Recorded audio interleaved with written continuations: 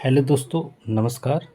आज देखिए हम हिंदी साहित्य के इतिहास से संबंधित जो महत्वपूर्ण रचनाएं हैं और उनके रचनाकार हैं उनका यहाँ पर हम अध्ययन करने वाले हैं। तो देखिए बहुत ध्यान से देखिएगा कि ये कॉम्पिटिटिव हर एग्ज़ाम में पूछी जाने वाली सीरीज है। हर कॉम्पिटिटिव एग्ज़ाम में पूछी जाती है, इसलिए हम हर एक रचना को अच्छे से पढ़ करके यहाँ पर पढ़ने का प्रयास करेंगे। चलिए क्वेश्चन देखते हैं। पहले हम आज आदिकाल से संबंधित रचनाएं होंगी उनको पढ़ेंगे, फिर इसके बाद हम आगे जो और भी हमारी रचनाएं होंगी उनको भी यहाँ पर हम पढ़ेंगे।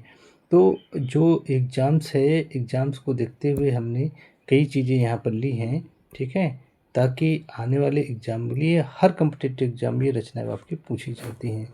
चलिए स्टार्ट करते हैं।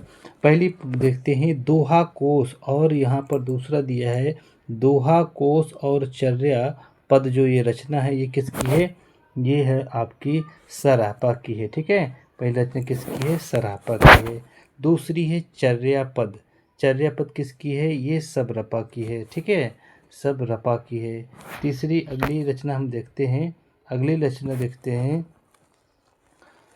कणपाद गीतिका दोहा कोश, यानी कणपाद गीतिका और दोहा कोश ये रचना है कड़ाहपा की है। किसकी है? कड़ाहपा की है। तो ये भी रचनाएं आपको यहाँ पर देखना है। और अगली रचना हम देखते हैं। यहाँ पर अगली रचना देखिएगा, बहुत इंपॉर्टेंट रचना है ये।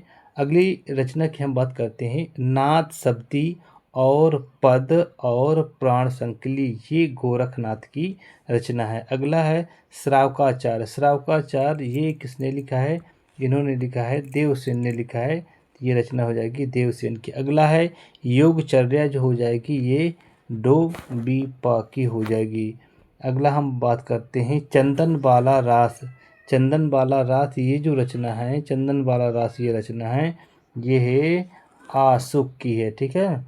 ये आशुक की रचना है, याद रखिएगा। अगला है महापुराण जय कुमार चरियु, ठीक है, जस हर चरियु, ये रचना है पुष्यदंत की। ये भी आप यहाँ पर याद रखेंगे। अगली रचना है कालिक बारी हो गया, पहेलियाँ हो गया, मुकरियाँ हो गया। तो अमीर खुसरो की रचना है। किसकी है?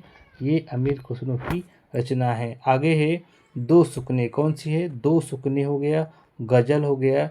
ये अमीर खुसरो की रचनाएं हैं, ठीक है। तो अमीर खुसरो की बहुत ज़्यादा रचनाएं जो हैं, बहुत रचनाएं हैं, ये हमेशा पूछी जाती हैं। राउरबेल। राउरबेल ये किसकी रचना है? रोड़ा की है। ये भी याद रखना है कि राउरबेल जो रचना है वो रोड़ा की है। ये भी आपको यहाँ पर याद रखना है। आगे है कुवलय माला कथा। कुवलय माला कथा ये किसकी रचना है? ये हो जाएगा उद्योतन सूरी की हो जाएगी। अगला है जीवन, यानी जीव दया रास, ये रचना है आसव की है। ये ध्यान रखना है। खुमार रासो ये दरपति विजय की रचना है। और आगे देखते हैं बीसल देव रासो, ये रचना है नरपति नाल की है। हमीर रासो ये सारंग थर की है। और परमाल रासो किसकी है? ये आलाखंड के नाम से भी जानते हैं, ये जगनिक की है। तो ये रचनाएं अभी आपने देख लिया। हम और रचनाएं की बात करते हैं। यहाँ से जो आदिकाल से संबंधित रचनाएं हैं उनका आज हम सिर्फ पढ़ेंगे यहाँ पर, ठीक है। तो चलिए देखते हैं। तो यहाँ पर जो रचना है आदिकाल से संबंधित रचना है पृथ्वी राज रासो चंद्रबरदाई हो गया, विजय पाल रासो नाल सिंह हो गया, कीर्ति यानी कीर्ति लता विद्यापति की हो गई, संदेश राशक ये अब्दुल रहमान की हो गई। और यहाँ पर पौम चरियु रिटडेमी चरियु, ये जो दो रचना है ये भी आपकी स्वयंभू की रचना है। स्वयंभू छंद ये रचना है, ये स्वयंभू की रचना है। भविष्यत कहा ये भी धनपाल की रचना है। भारतेश्वर बाहुबली रास जो है ये शालिभद्र सूर की बहुत इंपॉर्टेंट रचना है, एग्जाम में पूछी गई रचना है। रेवंत गिरिरास ये विजय सेन सूर की है।